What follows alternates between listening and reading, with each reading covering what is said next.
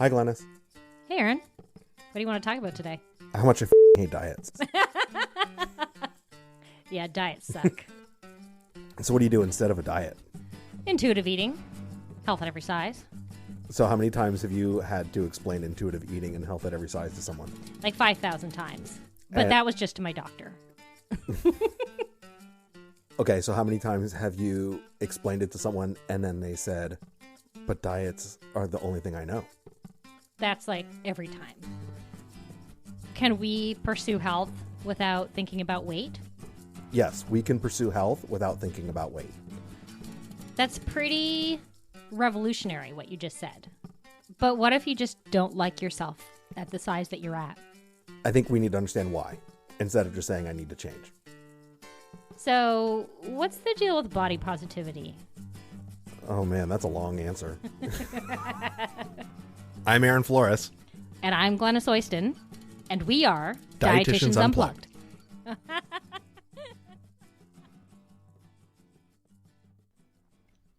Welcome back for another episode of Dietitians Unplugged. We are here. It is super hot. So hot. It's so hot. We are schwitzing in our recording studio doing another episode, but I am so thankful that we're sweating doing this episode because it's awesome. You too may sweat at the end of this episode. Seriously, this is going to be a good one. So just like hang on to your ears. Because I think you're really going to enjoy this episode. Yeah, we're going to talk to Isabel Foxen Duke today.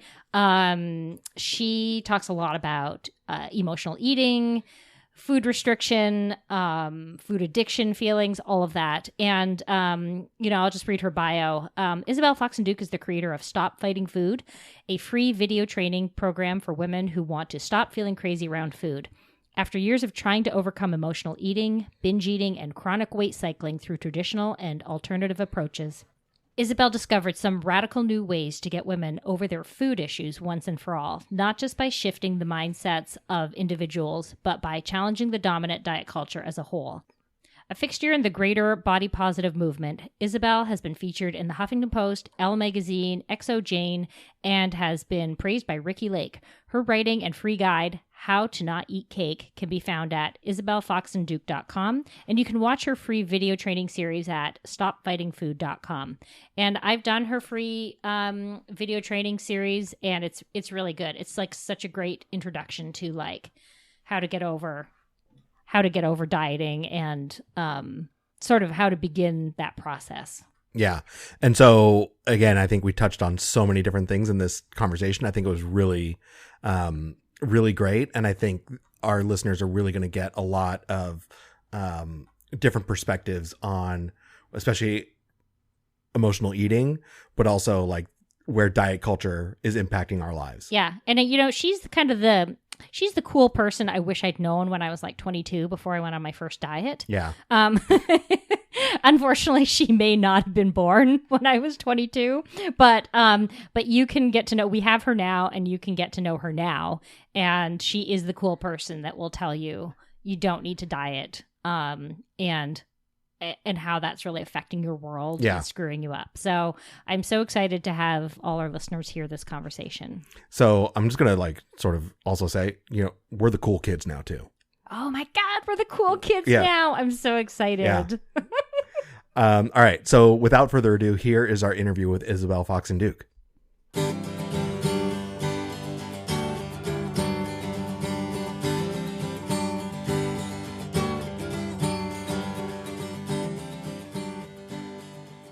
Isabel, welcome to our podcast. We're so excited to have you here. Oh my gosh, thank you so much for having me. This is such a treat. I've heard some of your episodes and I love the show, so I'm really excited to be here. And I'm really excited to meet you, Aaron, because this is the first time I think I've spoken to Aaron. But yeah, no, this is our first encounter. So equally excited to have you on board. So thank you for taking time to chat with us. Yeah, let's do it. You've been on my radar for a while. I think I found you through Summer Innanin's podcast, and I was like, okay, who's this person with the coolest name ever? Number one. And I get that a lot. But then I listened to I listened to the podcast, and I was like, oh, you've just got a really cool, badass message. And I've just kind of been following you ever since. And we're so grateful for the work you do. Do you want to tell us a little bit about how you sort of got into this work of fighting diet culture? Yeah, well, so I think it's probably unsurprising that I have my own story of, I say fighting with food, really. I mean, that's how I look at it in retrospect. But basically, my story started, I was very, very young when I was put on my first diet. I was put on my first diet at the recommendation of my pediatrician when I was about 3 years old.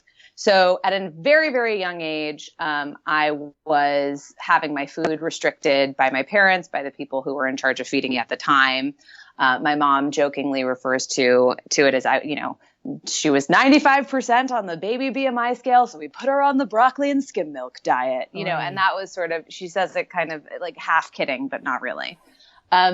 And so, so I was sort of always, I definitely got the message very, very young that my body wasn't okay. I mean, that was very, very clear to me. I have no conscious memories of thinking my body's fine the way it is. Like from as far back as I could remember, I remember thinking, I'm a little bit too big. My body's not really okay. I really need to work on trying to keep myself as small and as thin as possible. And obviously the only way in my mind, I'm like, and the way I'm going to do that is just try to control my food in some way, shape, or form. So, when I was a kid, I was put on a pretty low carb diet. But then as I became older and, that quote unquote didn't work, primarily because for a variety of reasons that I'll get to in a second, it became every other diet in the book. So I've just been I was a lifelong dieter from a very, very young age on. And simultaneously, I felt completely out of control around food all the time. I was like, I'm supposed to control it, but I feel like if I wasn't sitting on my hands, literally physically sitting on my hands, trying not to eat, if I wasn't hanging on for dear life, trying not to touch the bread basket, I would just eat bread forever, right? There would just be no end. I never felt like I could ever be full. It was just if I were to let myself have something, I would just completely, in my mind, I experienced it as I would fall off the rails. And sometimes that was really how it felt. I mean, I was a very classic diet binge cycler from a young age. So, I remember having experiences of being a kid and kind of waiting until everyone was asleep and going into the kitchen and eating as much food as I could get my hands on, basically. And then, of course, being shamed in the morning by my parents saying, Isabel, what happened to the, entire jar of raspberry jam? These kinds of things. Wow. And so, very classic diet binge cycler from very, very young age. It got more progressive and extreme as I got older. So as I got older, I, first of all, started restricting myself more heavily, right? Because, my parents weren't, they were feeding me 3 meals. As I got older, my attempts to control my own food became more progressive. And then, of course, my binge eating also became more progressive. So it was I would always thought, I just ate so much food yesterday. The answer is to double down and restrict harder today, right? The answer is to double down on dieting. The answer to binge eating is to double down on dieting and, really make an effort to only eat X and only eat Y amounts, and of course, those attempts would become more and more extreme. And of course, the binges on the other side, those rebellious episodes that I think so many of us have experienced to some extent or another would also become more extreme. So this was my life. I mean, this was my entire life from, again, as young as I can remember all the way through high school and into early college. And then in early college, I discovered drugs. I was desperate. I was I'll do anything. I was at my wit's end. I tried so many very disordered ways. I was trying to restrict in every possible way. And finally I was just you know what? Just give me the cocaine.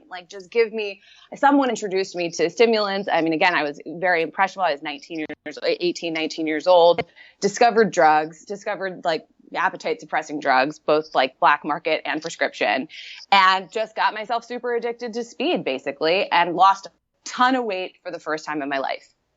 And that's how I ended up in rehab. Very quickly ended up in rehab for everyone just, they all put me in rehab for drugs, right? Everyone was oh, she's a drug addict. She needs to be in rehab for drugs. But I was very honest with my people at my rehab intake at the time. I said, look, I was like, I'll stop doing Coke tomorrow if you can teach me how to control my weight without it. That was what I wanted. I wanted somebody to teach me how to stay thin without drugs. And the people at my rehab intake at the time said, yep, we can do that. Absolutely. We'll teach you how to be thin without drugs. And that was why I went into rehab. And basically, I was sort of diagnosed with, I didn't really even I got sort of an EDONS, like EDNOS, like non-specific dual diagnostic kind of diagnosis, but definitely like I was in the eating disorder treatment program. I fully identified as a binge eater. I fully identified as an emotional eater as well. That was a narrative that I was starting to cling on to at that point in time. And just, I just thought my problem is I can't control myself around food.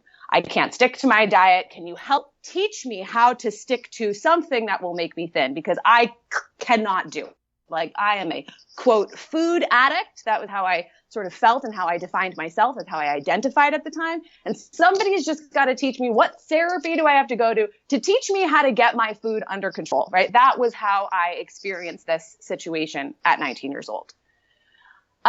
So that's the beginning of the story. And then of course, I always say like, that's part one of the saga. Part two of the saga is actually getting into recovery, right? Because it was years of trying so many different things, in quotes, right? Trying so many different things like intuitive eating. Is it a meal plan? Is it this? Is it that? What does this therapist say? What does that therapist say? What does this nutritionist say? And the reality of the situation with eating disorder treatment is like, you go to one person, you're going to get one answer. You go to another person, you're going to get another answer. I had treatment professionals telling me to go to Overeaters Anonymous, which is heavily restrictive and meal plan based. I had other people. Again, I had the problem of going to one of these fancy schmancy rehab centers at the time. My parents spared no expense I went to one of the theoretically best inpatient rehab facilities in the country. And they're telling me shit like, oh yeah, we'll teach you how to be thin without drugs. We'll teach you how to keep your BMI within the specific range that we deem healthy without drugs, right? And so, I was getting super conflicting messages, super weight normative messages, even within the context of eating disorder treatment. But of course, I didn't have any knowledge to challenge that, right? I thought, of course, right? Like, obviously, this is the way it is, right? Like, it didn't occur to me that the treatment that I was getting was confusing and like not exactly super appropriate. I just thought that I was failing at recovering from binge eating disorder. And that was how I identified for several years thereafter. And I would say that that's sort of like part two of the saga is not, part one of the saga is getting into treatment. Part two of the saga is between treatment and actually feeling fucking liberated. And that was a several year period as well, with a lot of different things that happened to me in that period. So, yeah, that's the beginning. That's as far as I'll go for now. I think that's a solid introduction. Of course, to answer your original question, the reason I do this work is because I struggled so much, even in the context of treatment. Yeah. And I really wanted to, and I wanted to share my perspective and share what I learned about, hey, like there's a lot of confusion in the context of treatment. Every treatment center, every treatment professional can be saying lots of different things. You're getting mixed messages. You're getting weight normative messages, even a lot from ED professionals. I mean, all sorts of stuff. And it wasn't, once I sort of discovered, once I kind of got to the place of actual recovery, of actually deciding to live like sort of in a weight inclusive way, embracing things like health at every size, embracing even things like weight set point theory, which I didn't even really fully understand, early on in my treatment, those kinds of ideas. And of course, I think the biggies for me, letting go of shame, letting go of moralizing, understanding weight as a social justice issue, which I know we'll talk about in a moment, until those things happened, once I sort of got clear on those ideas that really I did freed me from this issue. That's why I felt compelled to share. I was blogging at the time, and that's really, kind of got some attention for my blog because, a lot of women, and men as well, but most of my readers are women, were finding that they were having very similar experiences where they were trying to, quote, overcome binge eating or, quote, overcome emotional eating in these ways that weren't working for them, right? Like they just felt like they were failing at treatment, largely because they were continuing to buy into a system that was sort of designed to fail them. And they weren't actually really getting all of the information that they needed to recover living in this sort of weight normative system, even in the context of treatment. So yeah, that's why I do the work that I do. If my first shot at rehab treatment, like if my first shot at ED treatment was just like easy breezy, like, got the information I needed, got out and all was well, I wouldn't do this work. Like I'd be like, oh, just go to this place for 6 weeks and you'll be fine. But that was not my experience. And that's why I, want to contribute to sharing as much information as I can, is because this is a field where there's a lot of confusion and there's a lot of struggle. And you are dealing, of course, with social forces outside of the clinical treatment world that I don't necessarily even know if not that many clinicians are even really talking about the social forces that are really obviously the root of this problem as well. So that's the beginning of my, that's it in a nutshell. So, I mean, I think we should like classify this as like almost like phase 1, right? Like you sort of said, like, I think there's a lot that I'd love to hear about, like, then how you like discovered this sort of weight inclusive approach. But I have a couple things I wanted to comment on first. One is I love the analogy that you have of like, the only way I can stop this is by sitting on my hands. Yeah. Because that to me, I'm very visual. So like I can literally see, both you as a young child, but also like most of my clients sitting on their hands so that they stop eating, and how, one, how fleeting that comfort is. And there really is no comfort in it, but it's like this, intense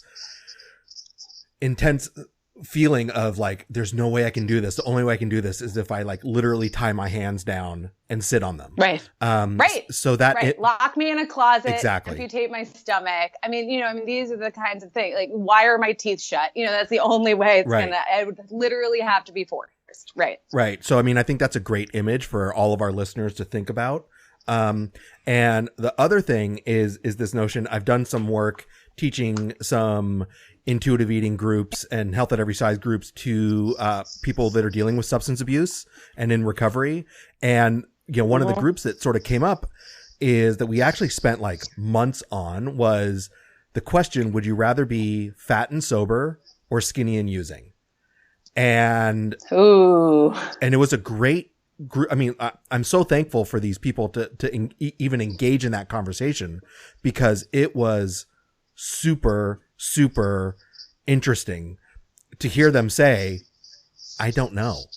Like, I really don't know. Like, if you, like right now, I think I might go with thin and using, and to me that landed so hard, because it really highlighted, wow, fat phobia, especially within the substance abuse community and treatment centers, is rampant. And rampant. Yeah. Yeah. I remember going into treatment and saying, I remember like being, X weight. I don't talk about weights in public, but I remember being at X weight when I went into treatment and thinking, okay, if I go beyond Y weight, right? Like if I gain more than Y pounds, I'm going back to drugs. Like that was thankfully by the time that weight rolled around, I was in a different place in my recovery, right? So it was like, I sort of took it baby step by baby step, but yeah, I was terrified as well. I fully relate to that. I mean, this fat phobia is no joke. Yeah. Yeah. So this must have sort of felt like your sort of personal problem, your sort of personal journey, but then you kind of recognized, it seems like you recognize that this is more than just an individual problem. So because you spend a lot of time now challenging the dominant diet culture. So how did you sort of transition to that idea that like, this isn't just me that's suffering with this. This is a wider problem. And I want to know, like, was it like a light bulb moment? Like, was there like one thing that sort of happened where you were like, oh my goodness, this is changing everything? Or was it a cumulative sort of exposure?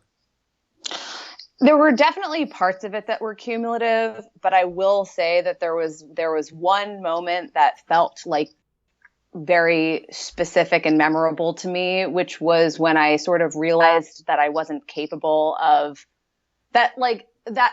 I personally, right now, I speak from my personal experience, because I think that there are, of course, the 5%, the weight suppressors out there who are just hanging on by their fingernails and making happen. I got to a point at some point along the way where I sort of realized I just can't do this anymore. Like I physically cannot. Like I keep trying and trying and trying and trying to just make my weight do what I wanted to do. Just make my weight do what I wanted to do over and over. I just felt like I'd spent my whole life, both pre-rehab and also for quite a bit of time within the context of treatment as well, just trying to get my food right, just trying to make my body right. And I kind of had a little bit of a crash and burn moment at one point where I was just like, I just can't do this, right? Like I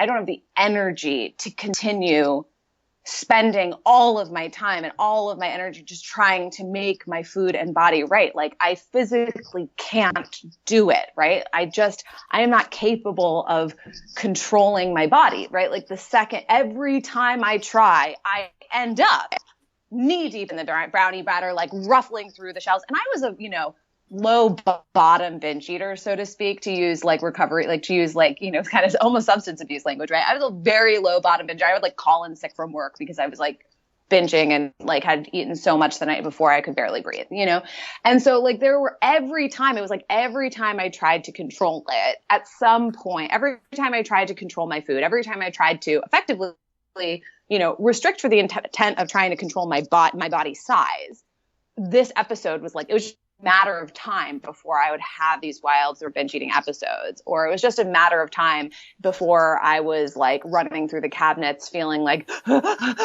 where's the food? Where's the food? I can't hold back anymore. Like that was sort of my experience. So I had definitely, that's one of the moments that sticks out most clearly for me is this feeling of like, I don't have it in me to diet anymore. Like I physically can't do it.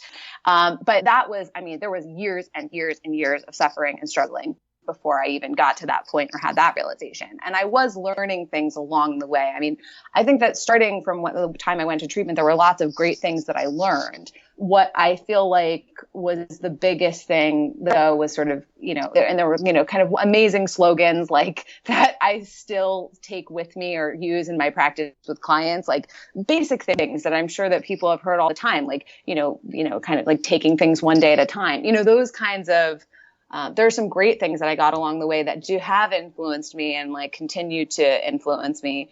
But what I felt like was probably the biggest exhale, the biggest relief that I ever had was when I really realized like, I can't keep fighting.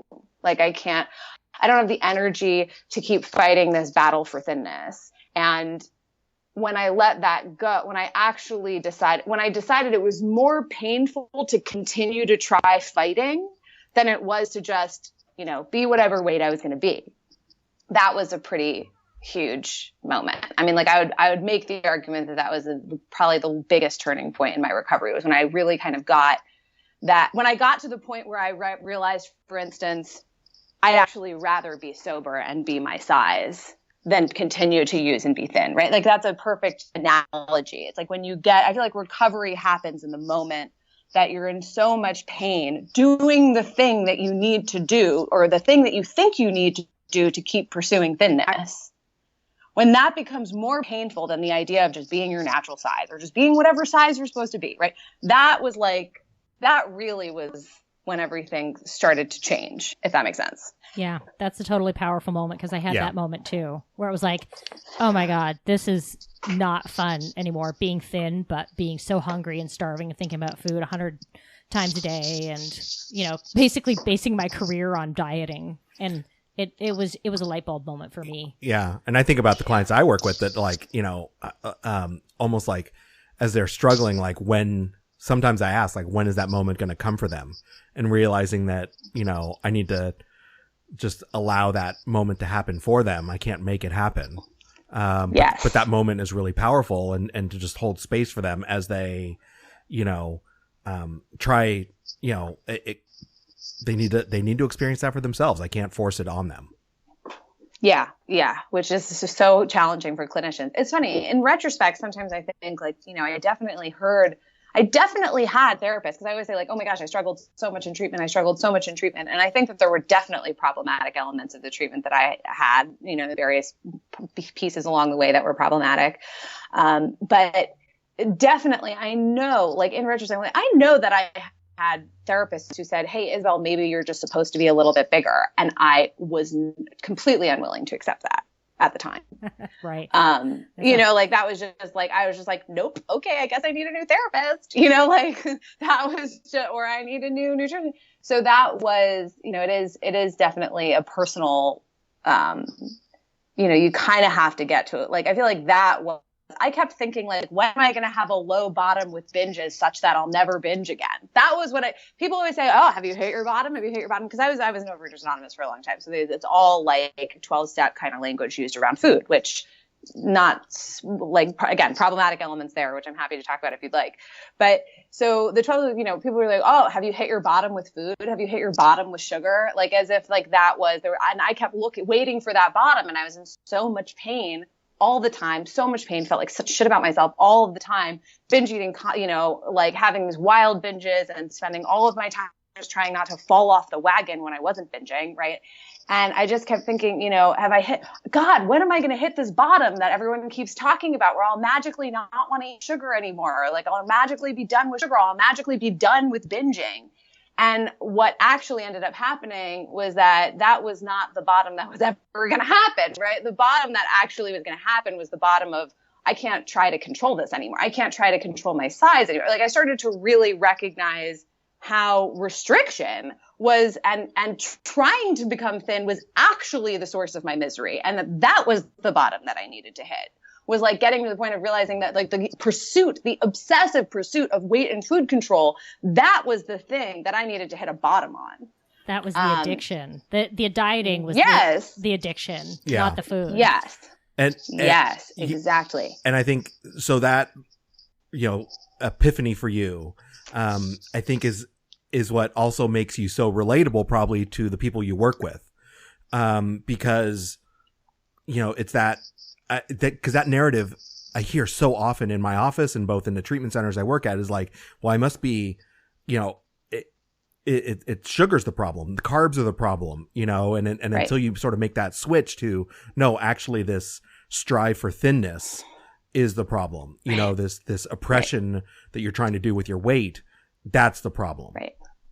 Right. That was the biggest confusion that I had. That I was very unwilling to hear it if somebody had said it to me. But definitely my biggest confusion and the biggest challenge when I was in treatment was that I just assumed that I was supposed to be, that if I were mentally healthful and well, I would be thin and, you know, my food would look a certain way, right? Or like, I assumed that, you know, I'm kind of jumping ahead to one of your future questions, but basically, you know, I assumed that restriction works, right? Like I assumed that I was supposed to be able to control my food. So I just immediately was like, problem is that I'm binging. The problem is not that I'm restricting. The problem is not that I'm trying to control my food. The problem is not that I want to be thin or that I'm trying to be thin, right? The problem is that I just keep binge eating, which is keeping me from this thing that I should be able to do. If I were mentally well, if I were mentally healthful, I should be able to do this thing. I should be able to eat in XYZ way and have the XYZ body. And that was, you know, sort of now I recognize, I'm like binge eating, you know, I fully identify as a binge eater, was completely just thought restriction. Like I just normalized, like, yeah, of course you're supposed to eat like this way and have this kind of body. Now I recognize, I'm like, oh, binge eating is a natural, biological, instinctive symptom of restriction, right? Like it is a normal, I would make the argument, healthy response to restriction and deprivation and, you know, trying to control your body, right? Like your body has a lot of biological mechanisms in it, trying not to starve, like trying not to have like energy deficits all the time, right? So binge eating is like a pretty, it's just a symptom. I mean, in my opinion, I'm like, this is a symptom of restriction. It's a symptom of deprivation. And that was not, I did not get that. Really, I got that in some ways. Like I pick and chose where I chose to understand that. I was like, oh yeah, well, you know, obviously I can't go like on a juice cleanse, but like I can like, you know, only eat like 3 meals with XYZ in it and like, you know, portion control my food and blah. Like I was like kind of picking and choosing like, oh yeah, I understand why certain diets are bad, but I'm on this, you know, meal plan that was, you know, designed by this, you know, clinical nutritionist. Like I should be able to stick to that, you know? And so it was like, I was sort of picking and choosing where I was willing to hear stuff. And I definitely did not, I definitely did not. It took me years to really understand restriction as the problem. And it wasn't, I felt like a lot of that is cultural. I don't necessarily think that that's just me, right? I think a lot of that is that I've been told my whole life, and was told even in the context of treatment for a long time, that was the case. My body and my food were supposed to look a certain way. And if I was outside of those boundaries, that was a binge eating problem, not a restriction problem. Yeah. And part of the problem is, and you touched on it, is that I mean, with addiction treatment, abstinence is one of the models, right? It's one of the very popular models that's out there. It's the primary model for substance abuse these days. Right. I mean, that's changing more and more. Like, it seems like more harm reduction models are becoming like more frequently used by different therapists and stuff. That's my seems to be what I'm hearing from the grapevine, through the grapevine. But for the most part, the abstinence model certainly with substance abuse is the primary, most frequently used model. Right. And we've just decided to just jump ahead and just be like, oh, you feel like you can't stop eating food, a natural biological thing that you're actually instinctively designed to eat. Yep. Let's just call that addiction. Exactly. And apply this abstinence model to this thing that is nothing like drug. Do you know what I mean? It's very, very, it's not an appropriate parallel. Food is a biologically instinctive, thing that we're supposed to have a relationship with, right? You can live without drugs, but you can't live without food.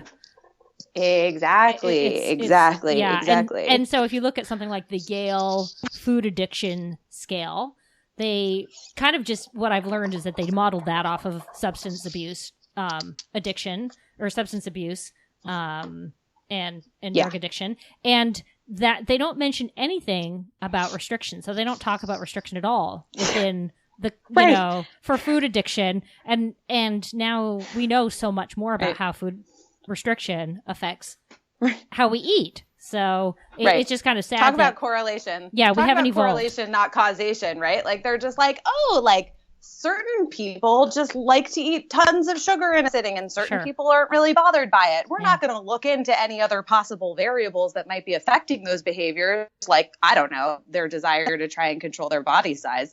But that's fine. We don't need to look into that because we're just going to assume that that's normal. Yeah. Well, we're fighting. What I just learned is that we're fighting a probably 2,000 or longer year culture of fat phobia. Because I just sort of did some research on the history of dieting, and it turns out since ancient Greece, people have been trying to manipulate their food intake and because they didn't want to be fat. It comes to the Greek ideal of the, perfect body. And so we're fighting 2,000 years of history and culture, unfortunately. Oh, see, that's interesting because obviously, you also always hear about fatness being fashionable, early ago as 200 years ago. Plumpness was, but not there was still this don't be too fat though. So some plumpness in women was okay. Plumpness in men, not at all, because that was seen as sort of a feminine and weak way to be. But yeah, so it was plumpness, but not real fatness. And that's what I thought too. And I was totally surprised when I started doing the research that even Greek philosophers were sort of talking about, oh, how do you stop being fat? Because fatness is, and they didn't have a reason why. They just decided it, sort of we've decided that women are inferior and that, certain races are inferior. Those were wrong cultural assumptions as well that were upheld for years. And it's the same with fatness. And it's just because somebody kind of decided at one point, just somebody just It's hey, I mean, I would imagine, and I don't know exactly how this connection must have worked out in history, but I imagine there's got to be a parallel between sort of patriarchy and desire to control women's body sizes. Although totally. I don't know, I guess you're right. It's also interesting to hear, and I'm very new to this conversation. I'm excited. I hope you're writing an article about this. Yeah, I guess I need to do a blog post on this because a lot of it blew my mind when I was reading about it, and I was like, holy shit, we've been working on this idea that fat is bad for a long time. It's really snowballed in our century. Yeah. You didn't hear the keys going right now. She's actually writing it right now as we go. No, I'm not. I bet. I love your blog posts that actually just get into science and history are my favorite of your blog posts. I feel like that's something that's heavily missing from this conversation. Is just digestible, like blog posts that actually just say like, this is literally what's happening right now. This is the actual facts of the matter in a blog post that's not an academic journal that you can just digest. Yeah, I feel like so I love your blog post. Thank you. I get lost in reading like really academic theory kind of posts sometimes. I'm like, I can't write like that. So, because I can't even understand what I'm reading half the time. So yeah, I try to make it. And of course, I like the nerdy aspect of like, how did this used to work? So just reading about recently the history of dieting and how fatness was viewed just kind of blew my mind. So yeah, definitely write about that soon. Cool. Yes. Yeah. Awesome. Yeah. So one of the things I think is interesting to touch on is you've written some really great posts, speaking of good blog posts, about emotional eating. And I think that's one of the things that comes up a lot in our conversations with Glenys and I, but also in our practices is, how to really view emotional eating. And I really enjoy reading your take on it, because I think the vast majority of people who talk about recovery or talk about binge eating really tend to demonize emotional eating.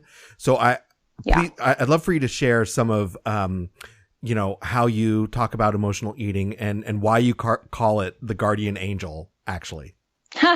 Yeah, I have a lot to say about emotional eating. This has sort of kind of become one of the things that I've sort of built my career around, expressing my various ideas about emotional eating, because I found that was very problematic thing that was also happening in my treatment for a long time. I identified as an emotional eater for a very, very, very long time. I was like, I am an emotional eater. And it wasn't just that I identified as an emotional eater. It was, I'm an emotional eater and that is my plight, right? That is my challenge. That is my, struggle. That is like the thing that is keeping my life in this like body that I don't like, and blah, blah, blah, and all these like bad things are happening to me because I'm an emotional eater. That is my greatest plight. Right.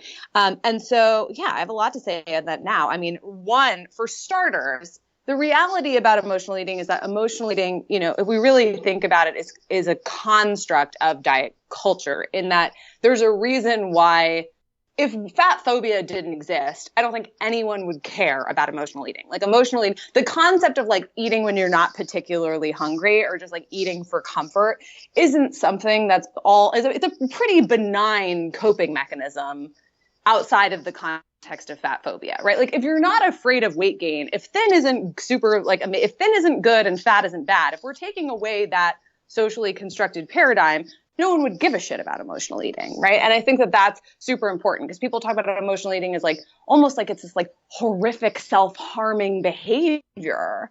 And the reality of the situation is that from a physical perspective, it is a very, very benign coping mechanism. Like I could make the argument that like watching a lot of television is a much more dangerous coping mechanism than like having a cupcake when I'm sad.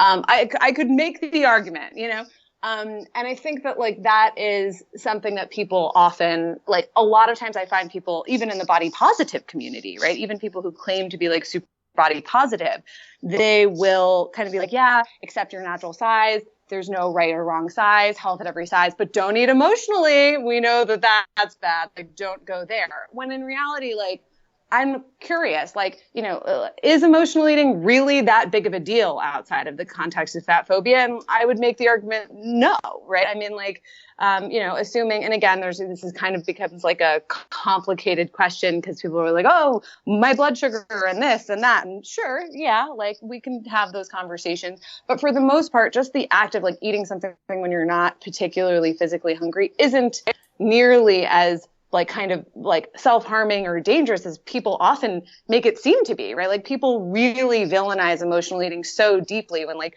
at the end of the day, this is like one of those coping mechanisms that I don't think anyone would give a shit about or like bat an eye at if they weren't afraid of weight gain, and if they weren't afraid of the social repercussions of being, of being a certain size. And that's so true. So that's sort of like, yeah, if you think about like the sad thin girl that just had a breakup eating ice cream, like that sort of movie and TV trope, like everybody's like, oh, that's okay. You eat ice cream when you're sad, but only, if you're a thin girl, and only if you've just been broken up with your boyfriend. It's like nobody eats ice cream because their cat died or something like that on TV. It's always, I have a broken heart and only ice cream. And that's okay.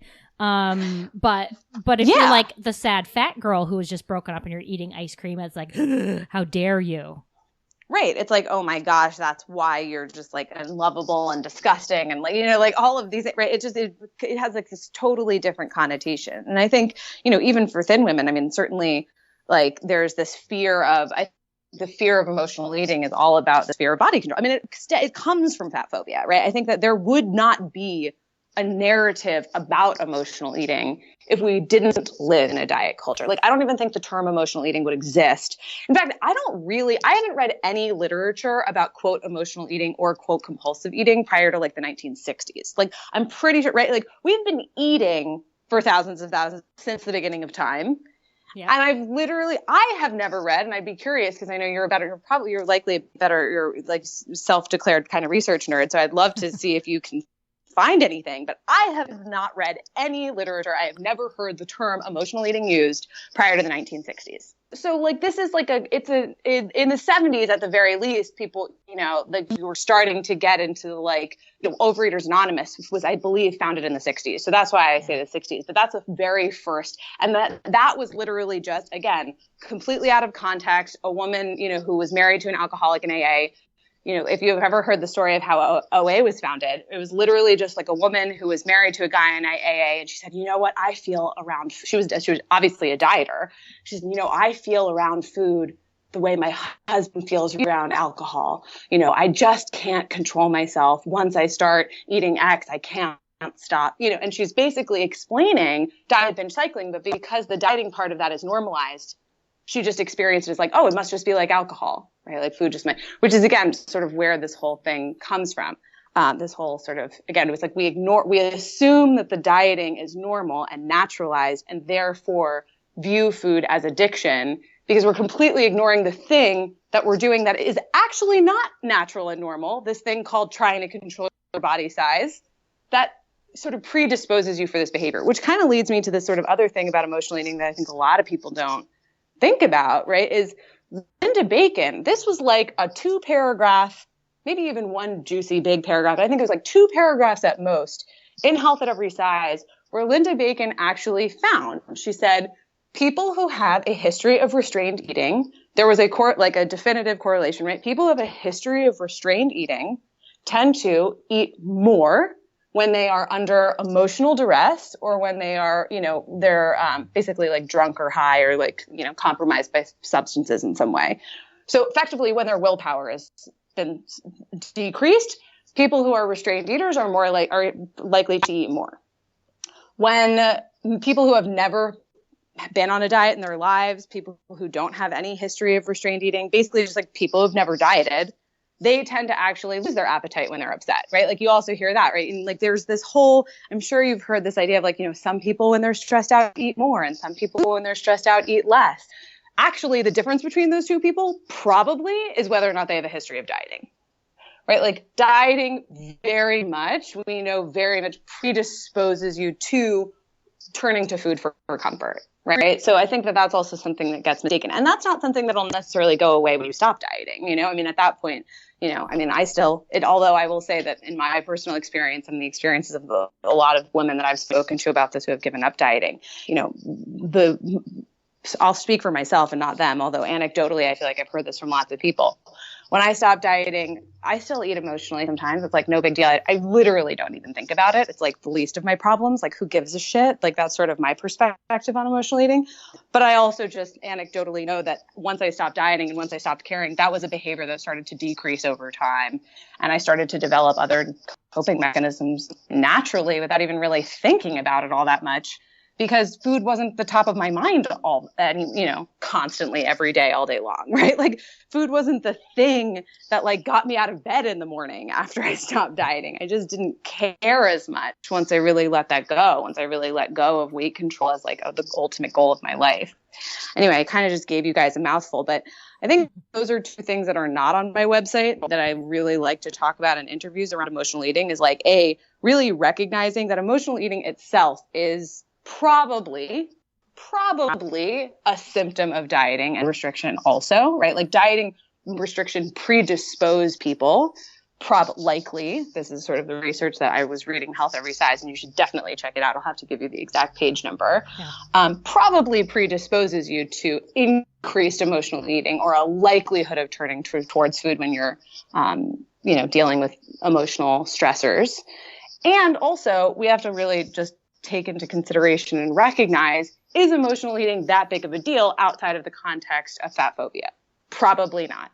Right. So those are two really important things that I think we should all just, like, as a baseline, understand about emotional eating. But the blog post that's on my website that always gets a lot of traction that people really love is how emotional eating is saving your ass, where I kind of turned the conversation. This is a super popular blog post that I wrote where I talked about my experience of, deciding actually emotional eating isn't the plight of my life. Emotional eating isn't this like horrible thing that God has given me to be my greatest challenge.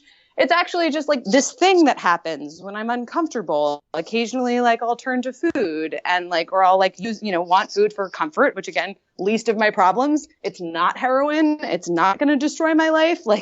It's really a pretty benign coping mechanism on the spectrum of coping mechanisms. And just like any other coping mechanism, it kind of alerts me to, oh, hey, you're having a feeling and you want comfort right now. And it kind of gives me an opportunity to be mindful and explore that behavior if I so choose. Does that make sense? Yeah. So I want to draw a parallel actually to something you said earlier. And because I think, food is meant to be fun, right? I mean, I think there is supposed to be emotion around it. And I think there's, so many positives when we sort of embrace that there can be this emotional response to eating and food in a positive way. It's this analogy you said earlier about sitting, again, I'm going to come back to sitting on your hands, and trying to avoid eating. Cause to me, the opposite of, I'm going to give up emotional eating is I'm just going to eat without emotion. I picture just sort of a robot eating, right? And coming to the table, just blank with nothing there, and eating without just in this very muted space, right? Where there's no highs, no lows, very even keel, but not even really connecting to it on any sort of emotional or physical or satisfaction level. It's that same notion of okay, I need to sit on my hands, right? I can't come at this with too much emotion. I can't come at this with too much, sort of feelings, because then I'm going to lose control. And then, my hands are free. But I think when we look at it, right, eating should be Technicolor experience. It should be bright. It should be vibrant. And we should, really come at it from the space that wow, if I really tune into all these things, even with an emotion, right, there's satisfaction there too.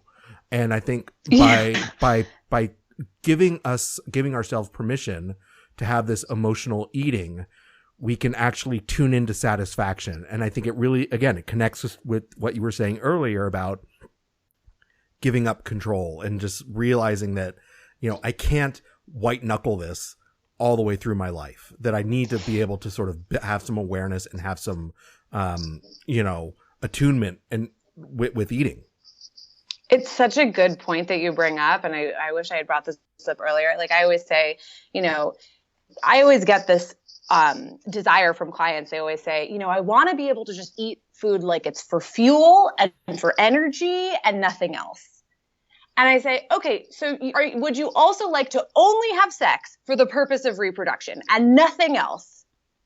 Right? Eating food just for fuel is like having sex just for the purpose of reproduction and nothing else. It's completely unrealistic and missing the point. What a great and I think parallel. That, yeah.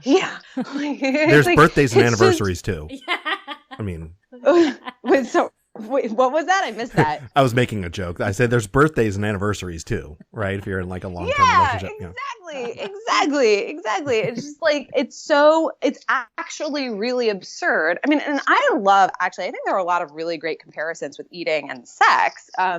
Because, again, they're biological instincts, right? And I think they're also something that people have a lot of shame around, but also there's this whole, how do we deal with quote compulsivities in these areas? Lots of interesting parallels that I've have been, trying to understand more and more about, eating disorders and like sexual compulsive behavior, that kind of stuff, as I've been kind of learning more about that. And I'm no expert, so I won't go into too much depth, but it is interesting. Like, these are both things that, well, they're quote process disorders, right? So like very, very different than classical traditional addictions. Another sort of example of why you really can't group food in with, or sex even, with like a traditional classical, or that it's challenging to group these sorts of behaviors in with traditional classical addiction, so to speak, to substances, for instance, because they're biologically instinctive things that are literally designed to give us pleasure. And the pleasurable aspects of them are critically important to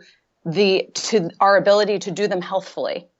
And so that's sort of like, it is really interesting, but I feel like people forget that. It's like we don't think about food. Maybe more we think about this culturally around sex, but certainly with food, it's like we completely forget that this is something that is supposed to be pleasurable. This is something that's supposed to be emotional to a certain extent. There is no such thing. I could make the argument, there is no such thing as non-emotional eating, right? Like if I'm getting pleasure from something, I'm having an emotional experience. Like whether I'm hungry or not, eating is emotional. And so I think that that's, it's just something that it's like we're trying to siphon off food into these categories. And this is another product of diet culture. We're trying to like label and understand and like put food into this, trying to make food look a certain way and kind of like put it into boxes. And meanwhile, it's like we are stripping down the beauty and complexity that food is actually supposed to be. It's supposed to be pleasurable. It's supposed to be emotional. For thousands of years, people have had, turned food into ritual and social experiences. And food has something that has always brought pretty much every culture on the planet together in community and together in celebration. Right. And so, to strip down these sort of really, really critical aspects of food, which is, again, biologically designed to be pleasurable, give us pleasure. It is designed to, for us to have those kinds of positive feelings and associations with it. Is very, it causes a lot of problems that I don't think that people are even really aware of. And it's unfortunate in the emotional eating narrative or conversation that people are having, especially with professionals or just like groups, like, that where people, emotional eating is villainized so much. It's like, okay, no. You're completely missing the point. Like eating food like a robot is actually very unhealthy. Like I could make the argument. And Marc David, he's a guy who, I don't know if you guys are familiar with Marc David, but he's done a lot of work around this, a lot of research around this, around how when we enjoy our food, and when we enjoy our food in a sort of relatively stress-free capacity, we actually absorb more nutrients from our food. Like that actually has physical ramifications for our body, which I think is super interesting. They've done all sorts of studies where there was one study where they basically took a hamburger or like a specific dish, and they put it on a blender and turned it into mush and gave it to, people to eat. And then they gave the exact same delicious hamburger, like beautifully prepared, well prepared, delicious, and gave it to people to eat. And in each, if it was like blended up and turned into mush and effectively made unpleasurable, the nutrients that were absorbed by those populations actually decreased, right? Like there was actually less absorption of that food and the nutrients in that food than the food that was like really thoroughly enjoyed, and sort of eaten in like a way that made people happy. So, again, Marc David is a guy who talks about this all the time if you want to check him out, but it's sort of very sad to me that so many people have the righteous goal of making food not emotional, right? And that is, it's like, again, it's like, are we supposed to have the goal of only having sex for reproduction? Like, right. God, you're like missing out on life. And when I think of meals that I kind of am sitting down, they're just sort of there to fuel me because, oops, I didn't plan a decent meal or I didn't have time, or that's kind of a dreary meal. Like I want to come to a meal kind of happy about it, and I want to come to a meal looking forward to it, and that's an emotion. So like to eat unemotionally is really depressing, I think. And the thing I'll add is I want, like, what I'm realizing is I want food with texture. Like I want food with a lot of different sort of flavors, and when I have meals that are sort of not very well planned, more for fuel, like last minute meals, I find that they're like one note and they aren't very satisfying. And when I sort of take some even just a few seconds, right? And think like, oh, what else can I add into this like bean and cheese burrito that I'm just going to heat up and make that would add some texture, that would add some different like sort of flavors to it. It actually becomes much more enjoyable. Yeah. And you want to have that pleasurable feeling of eating the food. So food just for fuel, like you said, it's like sex just for reproduction. And that goes back to that sort of Victorian age of trying to control our bodies and our passions and damping them all down. It's like, how dare you have these lusts and these desires around food and sex and, you know, everything else. Right. And I think like the graham cracker guy. I forget his name. Sylvester Graham. And he didn't actually invent this. I feel like I just totally nerded out on the history of dieting, but he didn't actually invent the graham cracker, but he did inspire it because he was like all about plain bland eating to like dampen down our desire to masturbate. So oh my God. Right, exactly. And again, there's this sort of connection between food and sex. I'm like kind of really interested in this conversation. I have to do more research around this. I think we're gonna have like have you back and then have like an R-rated conversation. Seriously, because like so like I'm like, you know, diet culture's impact on sexual habits, you know, and why people can't be embodied in the bedroom, right? Or be comfortable with their bodies in the bedroom because of the effect of diet culture and fat phobia. Oh, it's huge. Yeah. It's huge. That's that's a major thing that I hear from clients, right? Is like, I feel like if you're not comfortable with your body, that's going to impact your sex life. Absolutely. And it's sort of this weird historical connection between trying to control people's body size and trying to control people's sexual lives. Yeah. There's a lot of stuff there. You know, we could probably write like a co-blog post about that. Oh, we're going to do that. That's going to be fun. Yeah. Yeah. Are we going to have pictures? Like diagrams?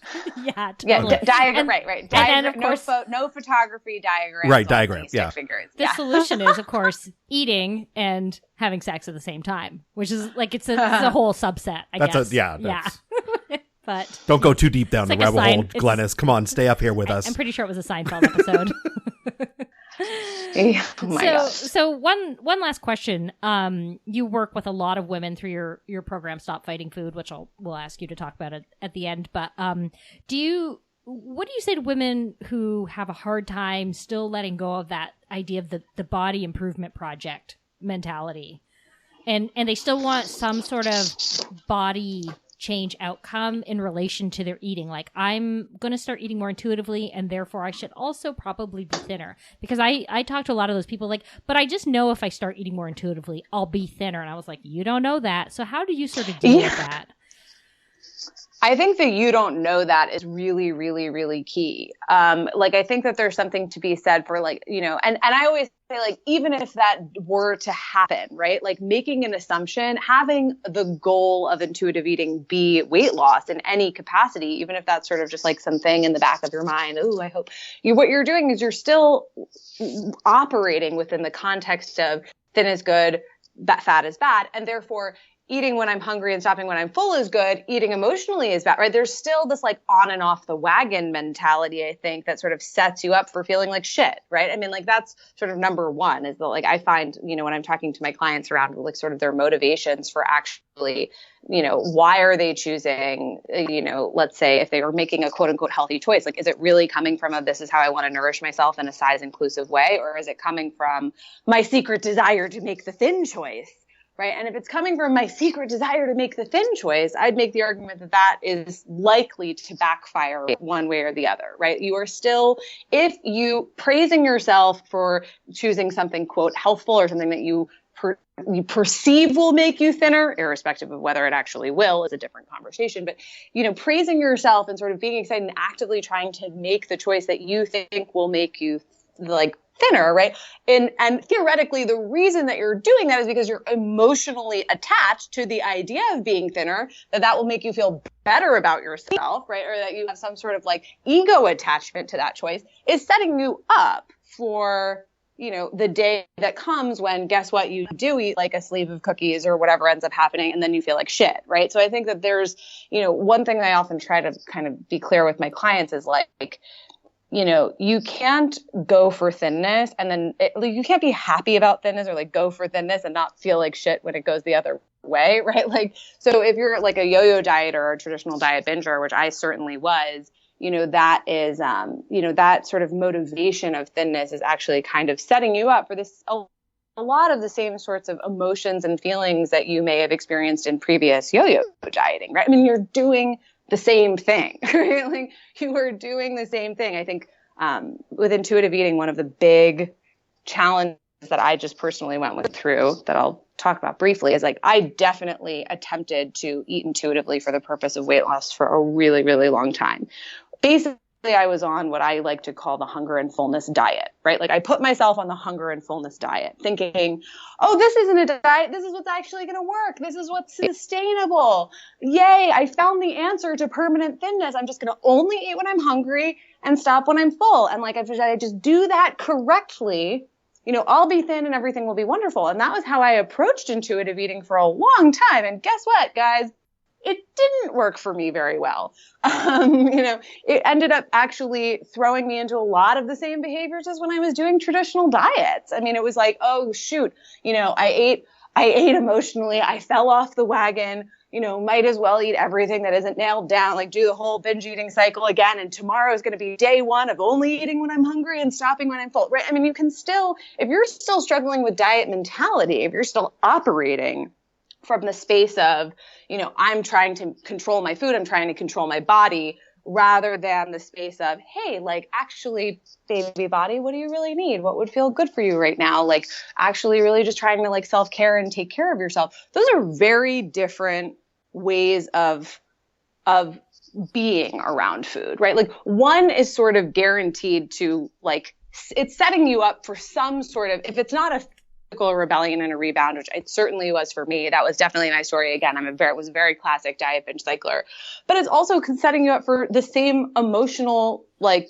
roller coaster that I think a lot of people, that is actually keeping people in the misery around food. It's keeping you in a place of constant self-judgment around food.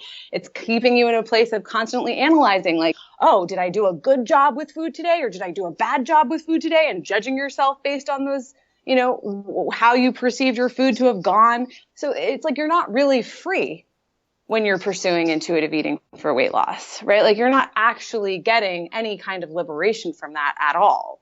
And so, yeah, I would just, and I think in a lot of instances, like I know that for me, like I kept binging when I was pursuing intuitive eating for weight loss. I was binging my face off all the time because I was still kind of operating in this like on the wagon, off the wagon, like I'm either being good or I'm being bad, black and white thinking, all of those kinds of diet mentality ways of operating. Does that make sense? Totally. Absolutely. Yeah. This was an amazing conversation, and I love talking to you about this because we have not really delved into this in any great detail before, emotional eating and food addiction and all of that. So thank you so much. And you have Stop Fighting Food. Can you tell us, that's coming up for you, right? You're running your program again? Yes.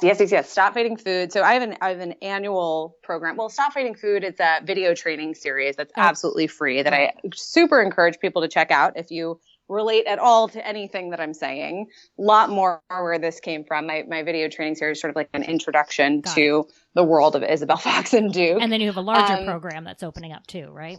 Yep. Yeah. And then in September, exactly. Early September, I'm going to be running a pretty intensive group coaching program called the Stop Fighting Food Masterclass. That's for people who really want to like dive in deep on these things and sort of really get in there with me. I do, live coaching over the phone with the class and on a regular basis. There's all sorts of, huge, like a pretty wide curriculum that you'll learn about all of these topics, and pretty big focus on diet binge cyclers. We talk about emotional eating quite a bit. We talk about sort of the whole spectrum of various compulsive behaviors around food. Obviously, restriction being, in my opinion, the primary problem that's sort of the foundation of where all of these other complications come from. But we do go into quite a bit of depth on, emotional eating and binge eating for anyone who relates to or is dealing or identifies with that. And then obviously this is all founded on, very health at every size approach and very weight inclusive approach, because I'm pretty sure that that's the only thing that actually sets people free. So we're going to talk about body image, quite a bit as well in that program. That's what we think too. So, yeah. Well, thank you so much for coming on, and we'll put a link to your program that's coming up in the show notes, so people can know where to find you. And or the video training series. The video training series is the introduction. It's the introduction to the program. It's like it's where you want to start, so that you really make sure you know what you're getting into. Yeah, and I love that. You work with me. I did that a few years ago when I first found out who you were, and I was like, oh, this is really cool. So yeah, I love everything that you touch on in the free Stop Fighting Food videos. Yeah, and I just want to say thanks for coming on too. I mean, this has been a great conversation, and why I love doing this podcast, because we never know where it's going to go, and I think this is a great sort of, I don't know, reinforces to me why we do that. And because I think I never thought we would have talked about some of the things we talked about today. And I'm so thankful that we had the chance to do it. Yay, me too. This was so fun. All my favorite topics came out. So thanks so much for having me. Yeah. Yeah. Thank you. Well, thanks again. It was great talking to you. Bye. All right. Thank you for listening. This has been another Dietitians Unplugged production. You can find Aaron at bvmrd.com, and you can find Glenys at daretonotdiet.com.